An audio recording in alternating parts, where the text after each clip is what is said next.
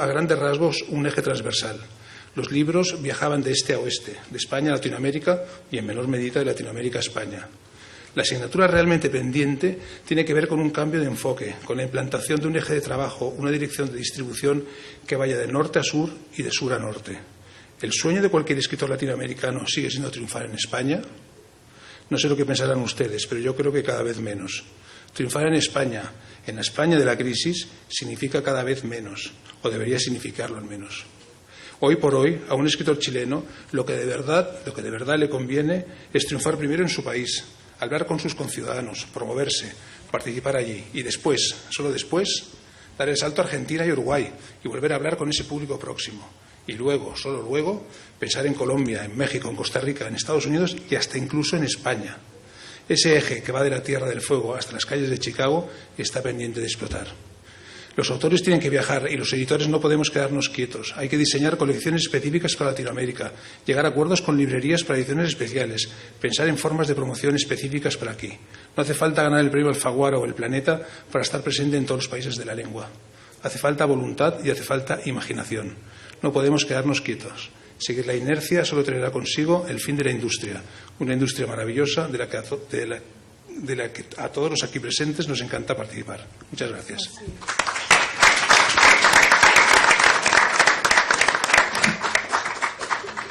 Muchas gracias, Claudio. Pues le toca al final porque no llegó nuestro último expositor, a Pilar Reyes. Pilar es directora editorial global de los sellos Alfaguara y Taurus desde julio pasado. Ella nació en Colombia, estudió letras en la Universidad Javeriana de Bogotá. Empezó su carrera editorial a los 22 años en el Grupo Santillana como asistente de edición del director editorial. Desde 1997 hasta abril de 2009 estuvo al frente del área de edición general del grupo, donde se desempeñó primero como editora y luego como directora editorial de los sellos Aguilar, Punto de Lectura, Taurus, Alfaguara, Suma y Alfaguara Infantil y Juvenil. Allí desarrolló un muy exitoso catálogo local de más de 300 títulos, tan exitoso que en mayo de 2009 el grupo Santillana se le llevó a España con el cargo de director editorial del sello Alfaguara. Pilar, por favor. Muchas gracias, Joaquín. Bueno, básicamente estos son unos apuntes sobre cómo ver el problema de la distribución en una línea del tiempo que de algún modo relativice y ponga en perspectiva la situación actual. 1. Volvamos en el tiempo. Estamos en 1950. Un alemán apasionado de los libros funda la mítica librería Buchholz de Bogotá. Venía de Europa, donde había abierto librerías en Berlín, en Bucarest, en Lisboa y en Madrid. Nació al comenzar el siglo XX, en 1901, y su empeño de crear espacios para el libro corrió paralelo a las dos guerras mundiales, quizás los momentos más bárbaros y oscuros de la historia reciente. La de Bogotá la abrió 2 años después del famoso 9 de abril, que destruyó parte importante de la ciudad e inauguró un periodo de violencia en Colombia que aún no termina. Karl Buchholz pensaba la librería como un espacio vivo, interconectado con el mundo, multilingüe e interdisciplinario, en el corazón de la actividad cultural de una ciudad. Además de espacios de venta de libros, eran galería y centro de tertulia de intelectuales y universitarios. En una palabra, lugares de encuentro. Media vida de Bogotá ocurrió allí dentro, dijo Álvaro Mutis al referirse al espacio libresco creado por Karl Buchholz. 2. La idea de una lengua común configuró el mito, quizá sea mejor decir el anhelo, de una patria compartida. Una idea que en lo político era tan retórica como inviable, pero que en la cultura sigue siendo una aspiración válida. 3. La distribución es uno de los grandes temas de la industria editorial. Lo fue en el pasado, cuando definía la fuerza de un editor, y lo es en el presente, cuando los nuevos jugadores son, sobre todo, potentes plataformas de venta. Porque ¿de qué otra cosa estamos hablando cuando hablamos de canales de distribución, sino del oficio de vender libros, es decir, de poner en contacto a un lector con un texto? La edición en lengua española ha experimentado en los últimos 50 años grandes movimientos en ese sentido. Una historia que va desde el sueño del templo bibliográfico de un hombre como Karl Buchholz hasta la entrada en operación de Apple o Amazon en el mundo en español. En los años 50 y 60 el panorama editorial estaba compuesto por un puñado de editores a lo largo de toda la geografía de nuestro idioma que publicaban colecciones que se vendían a ambos lados del Atlántico. Las traducciones argentinas de Camus, Sartre, Mann, Faulkner o Joyce, publicadas por Compañía Fabril Editores, Editorial Sudamericana, MC o Eudeva. Las magníficas colecciones de ensayo publicadas en México por el Fondo de Cultura Económica y luego por Siglo XXI y Editorial Era. Los principales actores de esa red de circulación continental eran, sobre todo, los libreros, quienes se arriesgaban a comprar en firme todos los fondos de catálogo de editoriales de toda Hispanoamérica, enriqueciendo profundamente la oferta disponible en sus locales y más aún en las ciudades donde se afincaban al convertir la librería en el centro de la agitación cultural. La premisa económica era sencilla. Como los mercados locales eran pequeños, había que intentar sumarlos a todos. Editores y libreros construyeron un tejido eficaz de comunicación y circulación de libros. Se publicaba en español con la idea explícita de llegar a la totalidad de lectores del idioma. El boom latinoamericano fue el gran símbolo de la distribución transatlántica. La lengua española se leía entre sí a lo largo y ancho de su geografía. Se vendía buena literatura y se vendía en cantidades considerables. Nunca, como entonces, estuvimos tan cerca de hacer posible la idea de la concertación de relojes transatlánticos que soñó Ángel Rama en su último viaje. En los años 80, las economías latinoamericanas se desplomaron y cada país empezó a cerrarse culturalmente sus propias fronteras. El mercado español fue creciendo y, por tanto, autoabasteciéndose hasta desarrollar una poderosa industria del libro que terminó por comprar la mayor parte de las editoriales de ultramar. Paradójicamente, esta concentración no produjo mercados comunes. La razón es clara: la cantidad de títulos publicada cada año fue en aumento e hizo cada vez más inabarcable e inoperante la idea de una distribución continental para todos los libros. A partir de los felices 90, el mercado español se consolidó, desarrollando una de las industrias editoriales más grandes y activas del mundo. Como había pasado en el mercado anglosajón unas décadas antes, la aparición del bestseller, que hizo ver a la industria editorial que los libros podían ser también un negocio masivo, supuso que los supermercados vendieran libros, que las grandes cadenas de librerías se desarrollaran y que controlaran gran parte del canal de comercialización, desplazando a la pequeña y mediana librería que hasta entonces había sido la gran protagonista de la distribución de libros. La creación de leyes del libro en varios países que dieran ventajas fiscales a la edición local, así como la defensa del precio fijo, fueron grandes batallas culturales ganadas para la causa de construir una industria competitiva y diversa. La concentración de la industria editorial, de nuevo como espejo del mundo anglosajón, solo que con unos años de diferencia, supuso una nueva y compleja estructura de mercado que alimentó un discurso que enfrentaba a los grandes grupos versus los editores independientes, a las grandes cadenas con las pequeñas librerías, puesto que el mercado común estaba dominado por unas pocas editoriales y autores.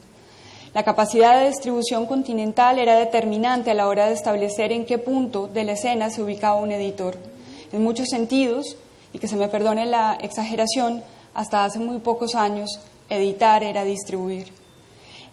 En este punto me voy a permitir una referencia personal para que se entienda desde qué tipo de experiencia hablo. Trabajé por 16 años en la sede colombiana del Grupo Santillana y hace 4 soy directora editorial del Alfaguara en España. Es decir, he tenido que vivir en carne propia el problema de la distribución y de la circulación del libro en el idioma desde las dos orillas. Mi impresión es que los problemas de las editoriales grandes y pequeñas difieren en dimensión, pero no en naturaleza. Es un reclamo fundado que hoy por hoy son contados los autores que circulan en todo el idioma, pero también es verdad que los panoramas locales de publicación se han enriquecido y ampliado y que los viajes de ida y vuelta son posibles para algunos títulos. Si ampliamos la reflexión a la mayoría de los títulos que se publican cada año, los editores estamos metidos en un feroz círculo vicioso. Lanzar a un autor nuevo requiere de tiempo y de recursos, de paciencia y constancia, todo lo que no tiene el mercado del libro hoy. La impaciencia por el resultado a corto plazo no es solo una señal de identidad de los editores, también la padecen los autores, los libreros, los medios, en un momento en que toda la industria de los contenidos parece estar sufriendo una transformación profunda y radical. 4. En los años 90, la red no era mucho más que un sustituto evolutivo de los canales de comunicación tradicionales de difícil comercialización y acceso. La explosión de la Web 2.0, recién iniciado el siglo XXI, cambió el escenario por completo al simplificar el uso de Internet, permitiendo la publicación de contenidos a cualquiera, poniendo al usuario en el centro del proceso. Esto, como es lógico, abrió grandes problemas sobre el oficio de editar y vender libros. Si todo el mundo podía participar ahora en el negocio del libro, ¿cuál era entonces el papel de editor y librero en este escenario? ¿Cuál es el valor de su trabajo? Desde la 2.0 se ha dicho, como una suerte de revelación, que inaugura una era en la que los mercados son conversaciones. Sin embargo, nosotros, los viejos y analógicos actores del mundo del libro, lo sabíamos casi desde la fundación de nuestro oficio. El librero y el editor han sido esencialmente eso, generadores de conversación. Y la venta de libros no ha hallado un mejor mecanismo que el de la recomendación como móvil, sea la de un librero que sabe nuestro gusto como lectores, la de un crítico en quien confiamos, la de un amigo que quiere compartir con nosotros una experiencia de lectura. Hay que poner el libro en la conversación de la gente, dijo Gabriel Said ya hace mucho tiempo, tantas veces citado y evocado. La diferencia quizás radica en el hecho de que hoy todas esas conversaciones quedan registradas en la red, lo que no aporta más que ventajas a la hora de propiciar el posible encuentro de un lector con un libro. ¿Qué tenemos hoy sobre la mesa? Por una parte, en el nivel, digamos, más simbólico, pero no por ello menos importante, una serie de ideas apocalípticas que capturan la atención pública y centran el debate. La muerte del libro en papel, la desaparición de los distribuidores y libreros, la extinción paulatina de los editores, la distracción de los lectores, la preocupación porque el libro se ha vuelto culturalmente irrelevante, lo pongo en comillas, el autor de la frase es nada menos que Steve Jobs. En la cara opuesta del problema se habla del nacimiento de una nueva era, la digital, en la que las barreras de acceso desaparecen y en la que cualquiera puede ser un proveedor de contenido y un distribuidor del mismo sin necesidad de filtros. Es verdad que existe una posibilidad técnica real de que todos los libros del catálogo, de tener todos los libros del catálogo disponibles en todos los mercados, tampoco hay agotados en este modelo. Es decir, acceso a todos los libros en todos los sitios donde sea que haya un lector que lea en español y tenga interés y curiosidad. Nosotros desde Alfaguara hemos trabajado en un proyecto en este sentido que hemos llamado Alfaguara Digital y que pretendía poner a disposición de lectores, a disposición en la red todos los títulos con derechos vigentes del catálogo literario, entendiendo que es la literatura el género que mejor viaja. El resultado de esa experiencia ha sido iluminador para mí. La oferta, que está constituida por más de 300 títulos que no se encuentran en papel en ningún país, la oferta estaba constituida por 300 títulos que no se encuentran en papel en ningún país fuera de su mercado local. Libros y autores que dan cuenta del rico panorama de la literatura hoy en toda nuestra lengua. Sin embargo, todos esos títulos que se pueden conseguir en un solo clic son invisibles para los lectores compradores de libros. El mercado, es decir, los lectores, no los ven, pues no saben que existen. Publicar y vender literatura es, de muchos modos, hacerle saber a un lector que quiere algo que no sabe que quiere. No basta el hecho de que esté disponible, hay que generar una necesidad para alguien que quiera acercarse a las páginas de un libro. Generar curiosidad ha sido una parte central de nuestro oficio. Por otra parte, estos son los datos que la realidad arroja por el momento sobre este nuevo panorama de mercado. Para el mundo editorial en español,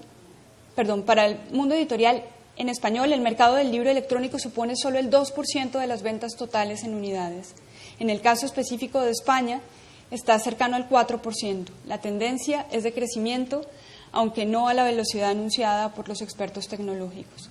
Como en otras ocasiones en la historia de la edición, Estados Unidos puede servir de espejo de futuro de lo que ocurre en la industria en nuestro idioma. Para los grandes grupos editoriales americanos, el ebook supone hoy el 20% de su facturación anual promedio, mientras que en el 2008 era el 1%. Sin embargo, esta tendencia de crecimiento exponencial se ha ralentizado en el último año y parece haberse estabilizado en esa cifra del 20%.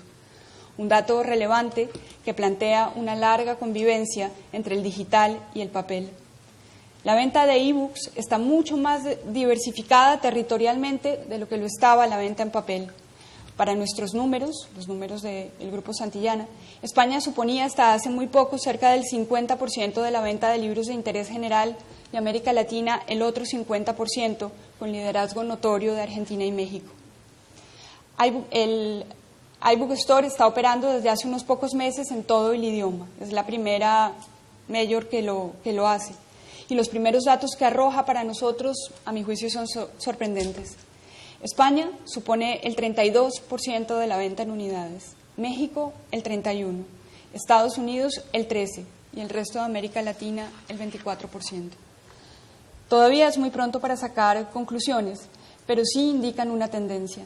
La explicación puede tener que ver, creo y a mi pesar, no con que el número de lectores esté creciendo, sino con el hecho de que el canal de distribución de libros en América Latina ha sido tradicionalmente muy pequeño, con contadas excepciones como Argentina y Uruguay.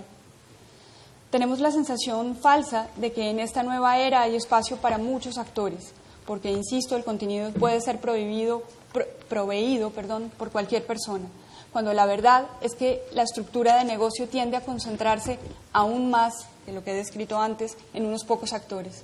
La venta de